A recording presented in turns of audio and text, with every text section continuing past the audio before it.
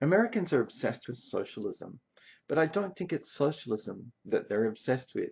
I think they're obsessed with the idea, which I think is fairly common throughout the rest of the world, that people shouldn't get something for nothing. And unfortunately for them, everything that seems to appear to be like that gets packaged by the media or by politicians or by the parties, I don't know, into the realm of being socialist rather than being presented as policy that may have actually positive economic outcomes.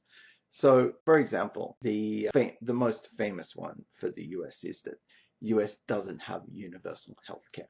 Now, we could talk ad nauseum about the system and how it is and how entrenched and how difficult it is to change.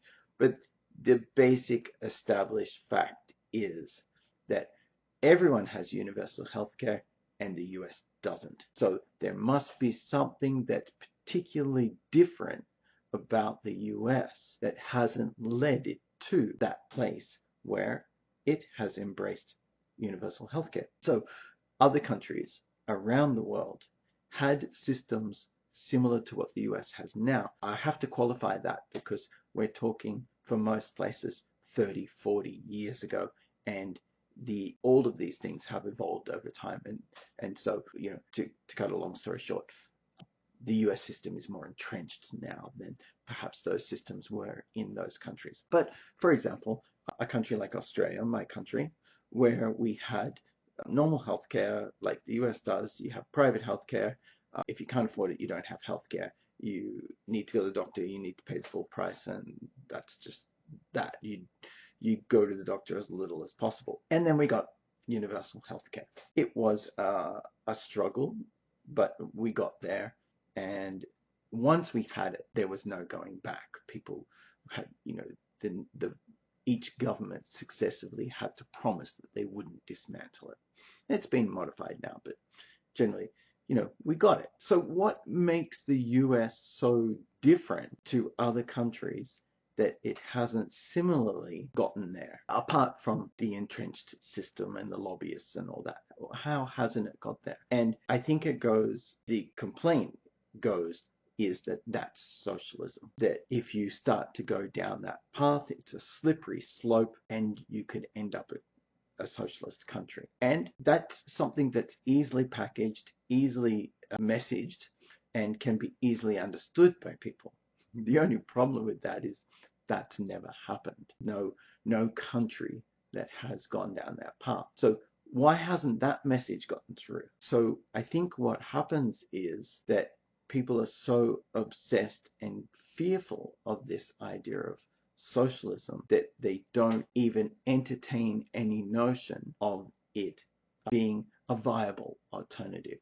I mean, if things aren't incredibly so desperately bad right now, why risk it? And the thing I want to look at there is the why it is so regarded as socialism and what that really means. And I think in a nutshell, what that really means is that socialism, socialized medicine or universal healthcare or any policy that involves something that comes from Keynesian or left economics is people getting something for doing nothing. And that the reason that America is what it is because of that American determination to do things by yourself as an individual, to be successful and provide for yourself.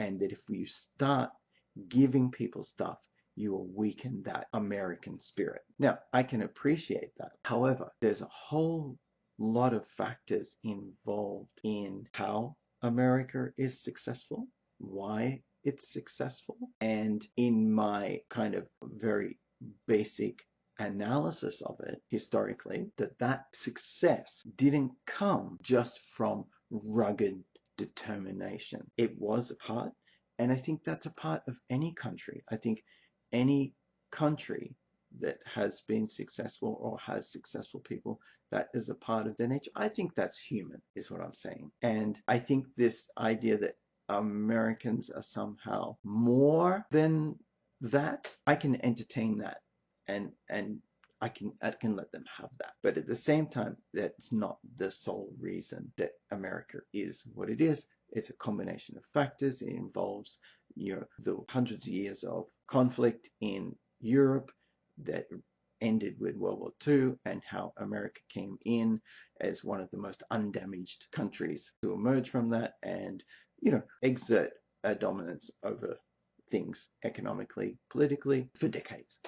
That's also a big part of it. I'm not saying that's all of it either. So this idea that you are going to lose that if you start to embrace policies that could lead to weakening American motivation and this determination needs to be addressed so that Americans can embrace policies that may, as I said earlier in this, be more economically beneficial to the country. For example, the US famously, maybe Americans don't know this, but the US famously spends way more on healthcare than any other country in the world. Now, if you were to change the system, perhaps that would free up funds for other things. Also, health being an issue for the economy. If you have a healthier population, then you may see economic benefits from that. So there's a whole myriad reasons why universal healthcare is an economic plus. What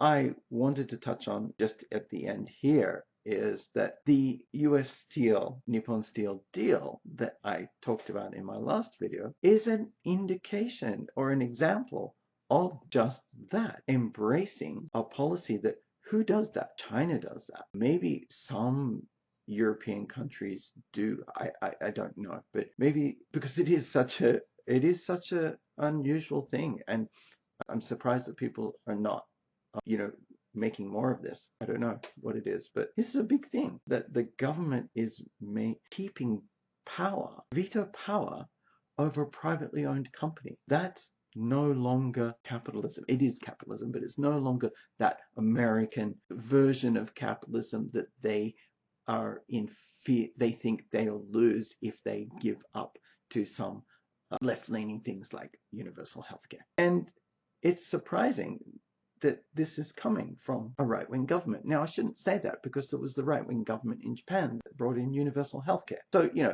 it's another one of my things that I say, that the left and right doesn't help us anymore. What we should look at is policy. And we shouldn't, I'm not a huge fan of the Trump administration.